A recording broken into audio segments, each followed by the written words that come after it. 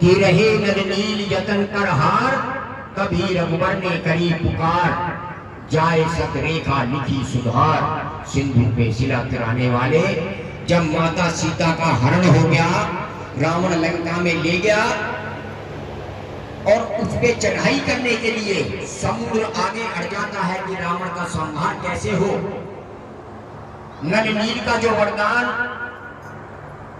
सतगुरु मुनिंद्र साहब, ये त्रेता युग की बात है, सतगुरु मुनिंद्र साहब के पास कौन रघुवर कहते हैं राम को, राम अपनी वानर सेना समेत नल नील सुग्रीव अंगद बाली जामवंत और तमाम वानर सेना को लेके वहां जाते हैं। उनकी शरण में जब कोई दाव नहीं चला तो सतगुरु ने नल और नील, ये सारे उनके चेले शिष्य थे, सतगुरु मुनिंद्र साहब के शिष्य थे, तो उनको एक वरदान दिया कि इस पत्थर पे सत्य रेखा लिख के, सतनाम लिख के पानी में छोड़ देना, ये तैर जाएगा और एक पुल का निर्माण हो जाएगा। तो नल नील भी जब हार गए थे तब उनको ये वरदान प्राप्त हुआ। राम अपनी सेना को लेके गया, उस पत्थर पे सत्य रेखा लिख के, सतनाम लिख के छोड़ा तो पुल बन गया और उस पुल के ऊपर से चढ़ाई करके रावण का संहार करके राम उसी पुष्पक विमान में सीता को अयोध्या ले गया जिसमें रावण उसका हरण कर गया। आपने उनकी लाज बताई साहेब, मेरी भी लज्जा बता दिया। वही धनदास साहब कहते हैं। अब एक और उदाहरण, कौन सा? द्वापर युग का। गंगा में स्वामी द्वापर युग में पधारे,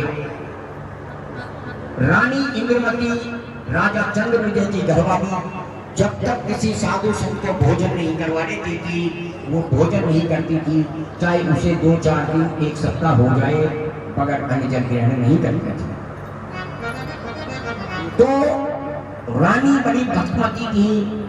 सतगुरु करुणामय स्वामी ने उनको बताया कि काल निरंजन तक्षक का रूप धारण करके आएगा, मैं तुम्हें एक विरोधी मंत्र देता हूं, तुम्हें वो डंक मारे तो उस विरोधी मंत्र का जाप करना और मैं तुम्हें उसकी पहचान काल निरंजन की बता देता हूं कि उसकी छोटी छोटी आंखें होंगी, उसमें लाल डोरे होंगे, उसका भीड़ा माथा होगा, उसके लंबे लंबे दांत होंगे, उसकी लंबी धड़ होगी, उसके पैर छोटे होंगे।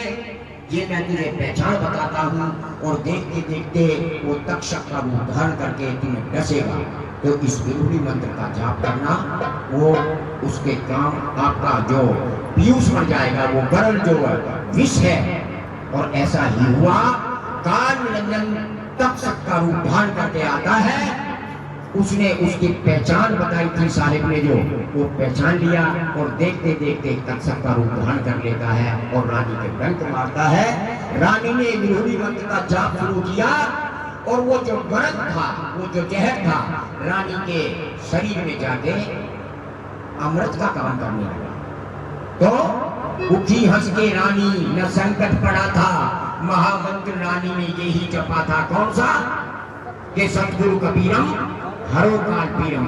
ये ऐसे पीर हरने वाले हैं आपने उनकी लाज बचाई साहेब, मेरी भी बचाना। एक और उदाहरण सतयुग का, शाह, कौन सा साहब? दामोदर शाह, बहुत बड़ा सेठ, एक जहाज भर के ले जा रहा था समुद्री। उस जहाज में कोई ऐसा चीज लग गई कि उस जहाज में छेद हो गया थोड़ा, तो पानी अंदर जाने लगा, जहाज डूबने लगा। शाह दामोदर ने कहा कि मेरा अरबों का माल डूब जाएगा साहेब, आप कृपा करो, मुझे बचाओ, मैं कंगाल हो जाऊंगा वरना।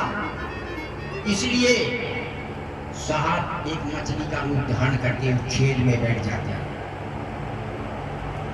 दामोदर शाह का जहाज में आना पानी बंद हो गया अंदर, और सने सने वो जहाज किनारे के लग गया। दूसरी जहाज में अनलोड करके शाह दामोदर को जिस तरीके से साहब आपने बचाया, मेरी भी लज्जा आप उसी तरीके से आपने शाह दामोदर को बचाया। अब धनी रतनलाल साहब क्या कहते हैं?